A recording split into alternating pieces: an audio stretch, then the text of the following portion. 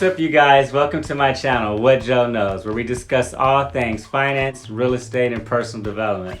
If these topics interest you, please subscribe to the channel and hit the notification bell below. Alright guys, so net worth is your most vital financial statistics. Do you even know yours? What's your net worth?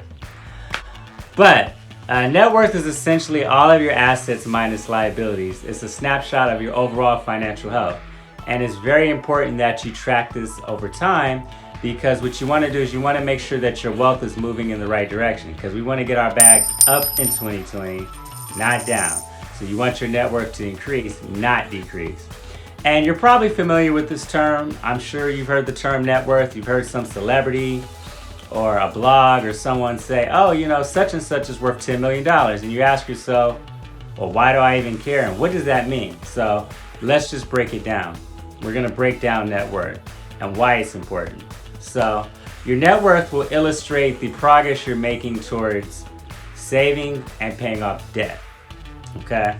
So if you spent the year, let's say, building an emergency fund, your net worth will reflect that.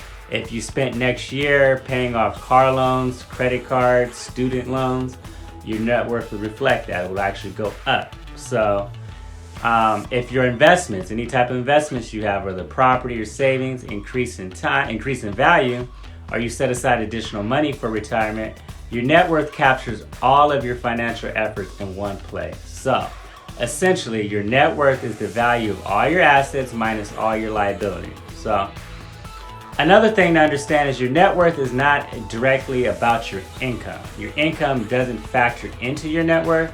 Instead, your net worth includes things like savings, investments, debts. So let's think about it this way.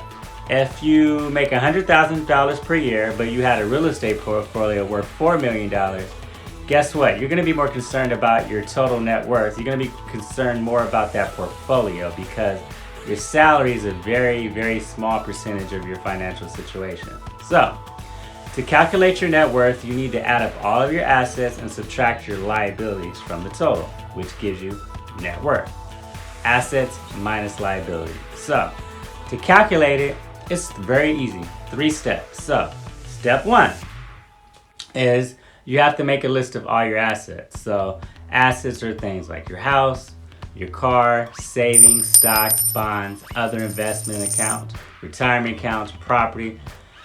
These are all considered assets, and you should itemize. If you have multiple savings accounts, itemize those. Step 2, make a list of all your liabilities. So liabilities are all your debts, anything that you owe. So your mortgage, your car loans, student loans, personal loans, medical debt, any debt you have. You want to list them out separately and add up the total.